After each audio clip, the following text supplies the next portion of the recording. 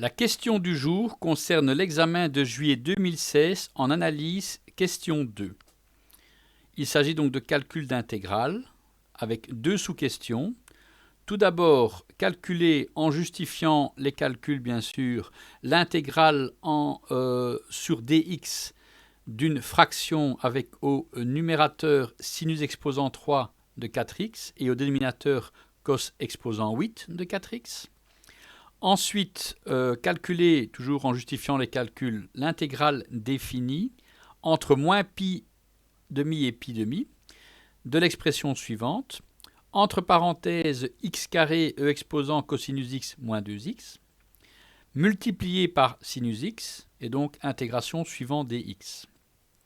Nous allons commencer par la première sous-question. Voilà, alors vous voyez que donc vous avez un terme 4x, en numérateur comme au dénominateur, et par contre on demande d'intégrer suivant dx.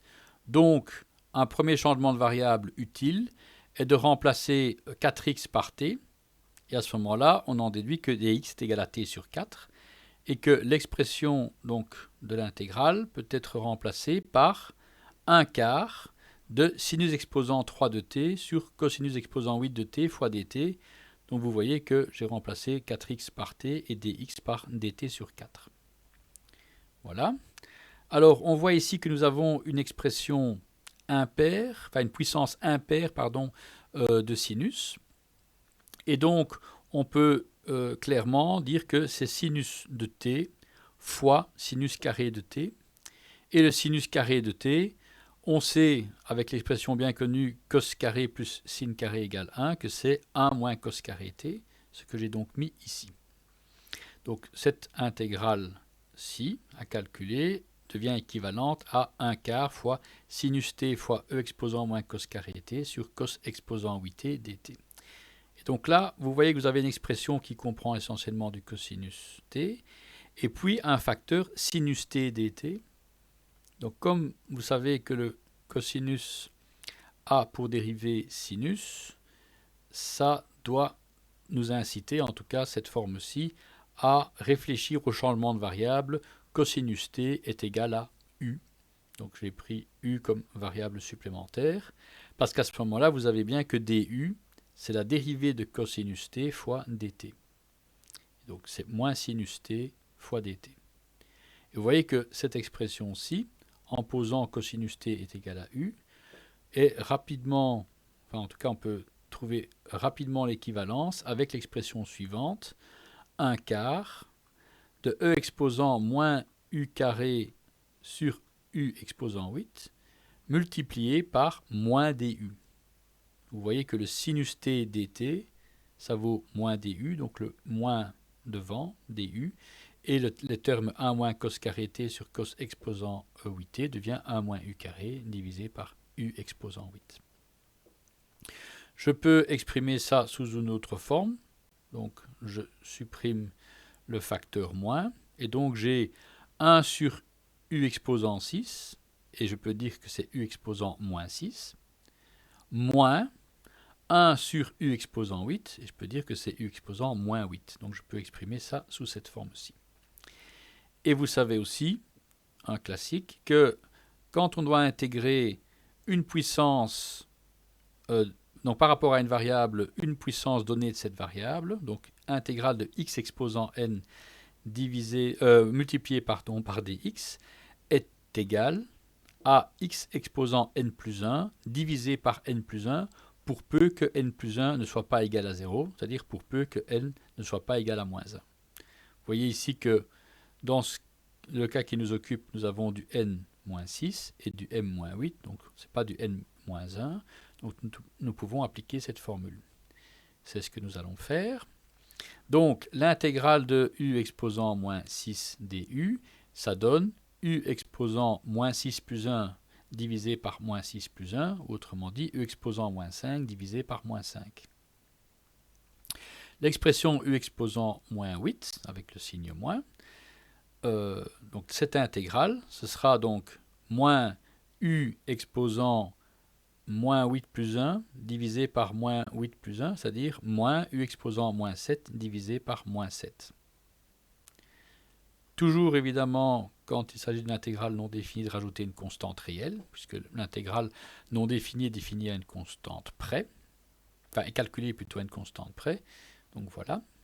Et donc je peux exprimer le premier facteur ici, 4 par moins 5, et 1 sur u exposant 5, je l'ai mis ici. Donc le premier facteur devient moins 1 vingtième de u exposant 5. Et le deuxième facteur, avec le moins et le moins ici, le 4 fois 7, c'est 1 sur 28, 1 sur u exposant 7. Donc nous avons donc l'expression de la réponse à cette intégrale-ci, sauf qu'évidemment nous avons exprimé cette réponse en fonction de u. Donc nous devons retourner au changement de variable, l'inverse. Donc u, on sait que c'est égal à cosinus t, on sait que t c'est égal à 4x, donc u est égal à cosinus 4x. Donc il suffit de remplacer u par sa valeur et j'obtiens donc la réponse demandée. L'intégrale de sinus cube de 4x divisé par cos exposant 8 de 4x dx est égale à 1 sur 28 cos exposant 7 4x moins 1 sur 20 cos exposant 5 4x plus la constante réelle. Voilà. Alors, pour s'assurer qu'il s'agit du bon résultat, on voit s'il y a moyen de contrôler. Ben oui. Le contrôle logique, quand on procède à une intégrale, c'est de dériver le résultat obtenu par rapport à la variable, c'est-à-dire par rapport à x. Et normalement, si on dérive ce résultat par rapport à x, nous devrions obtenir la valeur sous l'intégrale, c'est-à-dire sinus cube de 4x divisé par cos exposant 8 de 4x. Donc nous allons procéder à la dérivée. Vous voyez qu'il s'agit de deux termes. Bon, dérivée d'une constante, on sait que c'est nul. Non, nous avons deux termes ici, hein, et c'est ces deux termes-là que nous allons devoir dériver. Pour ce faire, hein, donc le contrôle, c'est ce que je viens d'expliquer, mais pour ce faire, nous allons tenir compte de deux propriétés des dérivées. Donc la première, c'est que la dérivée par rapport à x de x exposant n, c'est égal à n fois x exposant n-1 pour tout n, voilà, y compris pour n égale 0. Hein, vous voyez que si n égale 0, on a une constante, et que la dérivée d'une constante, c'est nul, mais 0 fois quelque chose, c'est 0. Donc c'est valable vraiment pour tout n, cette formule. Et l'autre formule très utile pour résoudre ce problème, c'est la formule de la dérivée d'une fonction composée, c'est-à-dire dérivée par rapport à x de f de g de x. Donc c'est un produit. Le premier facteur, c'est f' de g de x, correspond donc à la dérivée de f par rapport à g de x, multiplié par g' de x, c'est-à-dire la dérivée de g de x par rapport à dx. Et c'est ce que nous allons appliquer. D'abord avec le premier terme du résultat que nous avions obtenu. Je rappelle, ce premier terme, c'était 1 sur 28 cos exposant 7 de 4x. Je dérive par rapport à x. J'applique l'expression x exposant n, dérivée de par rapport à x de x exposant n, c'est n fois x exposant n-1. Et donc j'ai ce terme-ci. Hein, donc moins 7, x exposant moins 7, c'est moins 7 fois x exposant moins 8.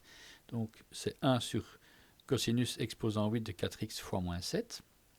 Mais ça, donc, c'est la dérivée de cette fonction-ci, mais par rapport à cosinus 4x. Hein, vous voyez que c'est cosinus 4x qui est exprimé à une puissance moins 7. Donc je dois encore multiplier par et ça c'est la deuxième formule, je dois multiplier par d de cosinus 4x sur dx, et ça c'est ce facteur-ci, moins 4 fois sinus 4x.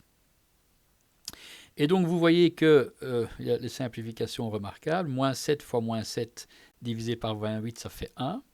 Donc j'ai juste le terme sinus 4x divisé par cos exposant 8 4x. Donc, la dérivée de ce premier terme du résultat que nous avions obtenu n'est autre que sinus 4x divisé par cos exposant 8 4x. Pour le deuxième terme, on procède tout à fait similairement. Donc voilà. Donc nous allons dériver ça par rapport à cos 4x. Hein, donc cos 4x exposant moins 5, ça fait moins 5 fois cos 4x exposant moins 6. Donc sur cos exposant 6 4x. Et de nouveau, nous avons ici, donc je n'ai plus rien indiqué, mais la dérivée de cos 4x par rapport à x, moins 4 sinus 4x. Et nous voyons de même que moins 5 fois moins 4 divisé par 20, ça fait 1, et il reste sinus 4x divisé par cos exposant 6 4x. Donc, pour la dérivée qui nous intéresse, donc je rappelle qu'il y avait ce fameux terme constant, donc celui-là il tombe, ce que j'ai indiqué ici, et il me reste donc les deux résultats que j'ai obtenus ici. Donc la dérivée de mon résultat obtenu n'est autre que sinus 4x sur cos exposant 8 4x moins sinus 4x divisé par cos exposant 6 4x. Vous voyez immédiatement que je peux mettre le premier terme en évidence.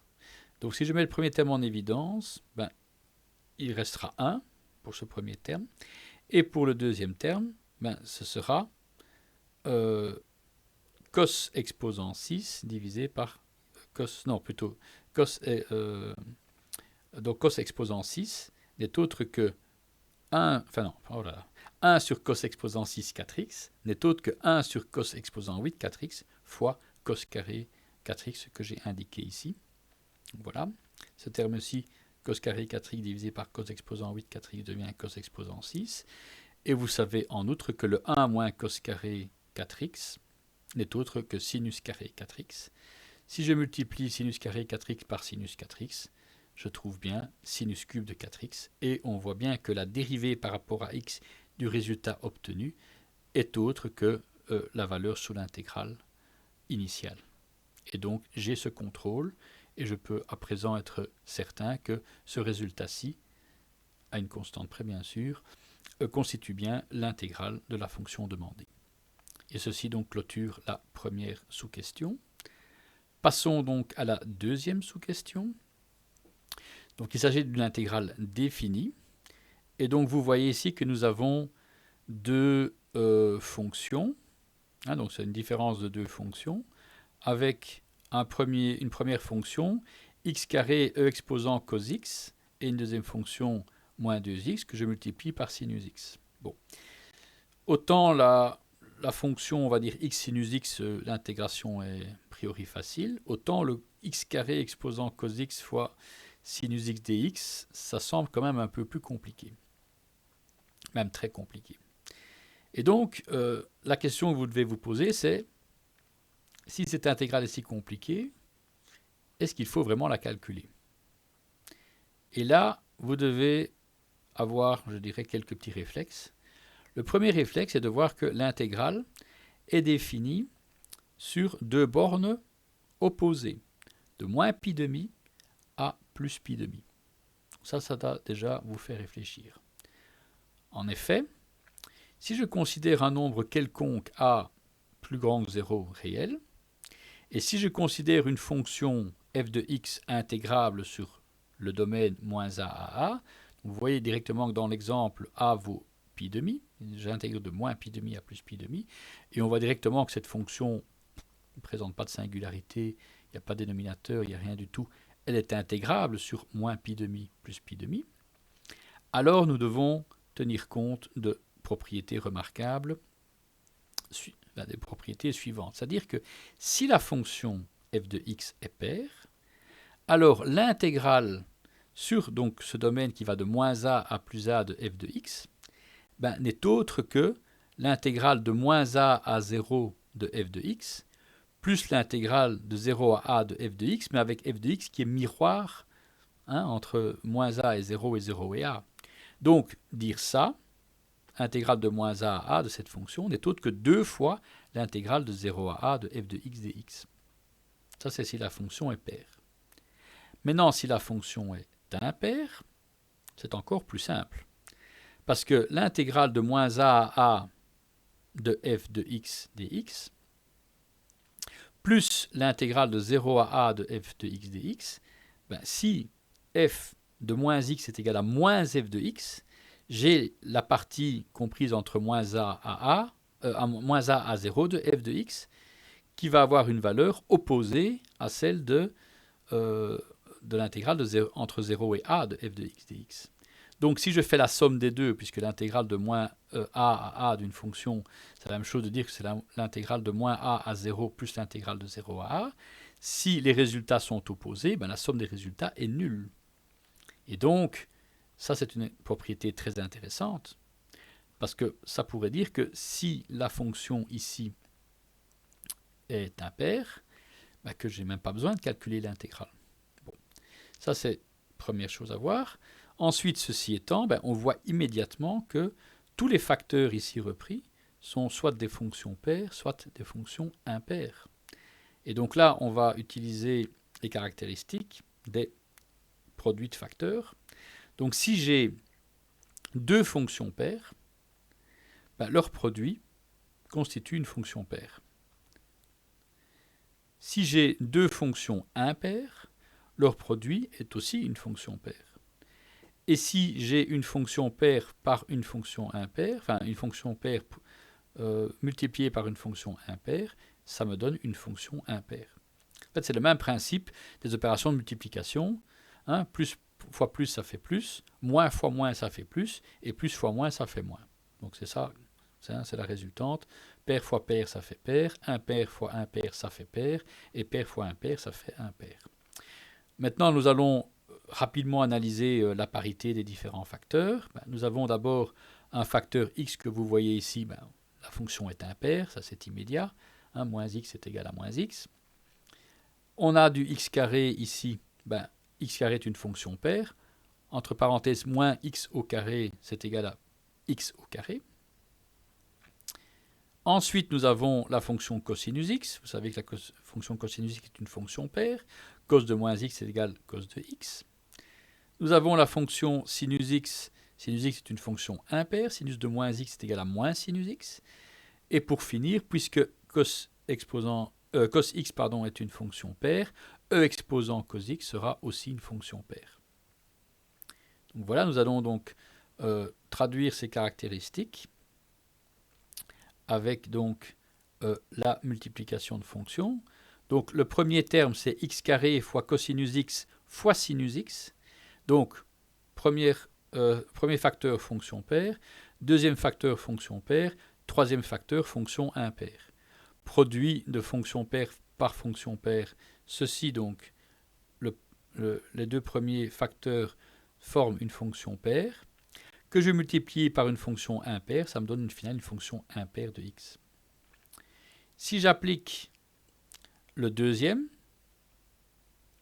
facteur, enfin le deuxième terme de l'intégrale, c'est-à-dire moins 2x fois sinus x, mais donc x est une fonction impaire et sinus x est une fonction impaire, leur produit donc une fonction paire de x. Et donc, je peux dire que l'intégrale demandée n'est autre que le premier terme est une fonction impaire, le résultat est égal à 0, donc je n'en tiens pas compte. Et le deuxième terme, le moins 2x sinus x dx sur moins pi demi, va donner le double, c'est-à-dire moins 4x sinus x dx sur le domaine 0 pi demi. Et donc vous voyez qu'il reste finalement la fonction x sinus x relativement simple à intégrer, et que la fonction beaucoup plus complexe, on n'a même pas dû faire le calcul puisqu'on sait que la réponse est nulle vu que la fonction est impaire. Donc vous voyez que c'est très très utile évidemment, je dirais, avant de se lancer tête baissée dans des calculs forcément complexes, de faire une petite réflexion. Tiens, voilà, on parle ici de bornes opposées. On voit à vue de nez que les fonctions sont paires ou impaires. On fait une petite analyse. Si la fonction résultante est impaire, l'intégrale sur une évolution, sur un domaine compris entre moins quelque chose, moins a et plus a, ici moins pi demi plus pi demi, que le résultat est nul. Voilà, donc nous allons simplement maintenant calculer cette expression-ci. Et donc là, vous savez que c'est un produit de fonctions. Et donc, une des méthodes les plus communes, c'est d'appliquer la méthode d'intégration par partie. Donc je rappelle le principe, c'est de dire que si j'ai un produit de fonctions, je peux considérer qu'un des facteurs est la dérivée d'une certaine fonction, f' de x, et que l'autre facteur est simplement une fonction. Et à ce moment-là, je peux dire que l'intégrale de a à b de f' de x, g de x dx n'est autre que l'expression f de x, g de x calculée entre les bornes de l'intégrale, entre a et b, moins l'intégrale de a à b, de quelque part la réciproque, c'est-à-dire f de x fois g' de x dx. Donc je vais appliquer ça en considérant que f' de x est égal à moins sinus x, donc en passant, j'englobe déjà maintenant le terme négatif, le facteur moins 1 plutôt. Si j'exprime que f' de x est égal à moins sinus x, j'ai que f de x est égal à plus cosinus x. Donc vous voyez que c'est mieux évidemment de mettre comme premier facteur le moins, comme ça effectivement on peut le supprimer.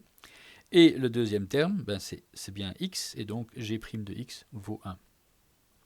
J'applique tout simplement la formule, donc cette intégrale-ci, en considérant donc f' de x, donc vous voyez les codes couleurs, fois g de x, c'est égal à f de x fois g de x, c'est-à-dire x fois cosinus x, compris entre les bornes 0 pi demi, donc n'oublions pas le facteur 4 bien sûr, moins 4 fois intégrale de 0 à pi demi de f de x cosinus x fois g' de x. Voilà.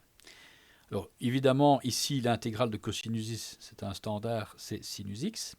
Donc je peux remplacer cette intégrale-ci en mettant sous, je dirais, les crochets, la valeur moins sinus x, évidemment puisque j'aurais mis le 4 en évidence.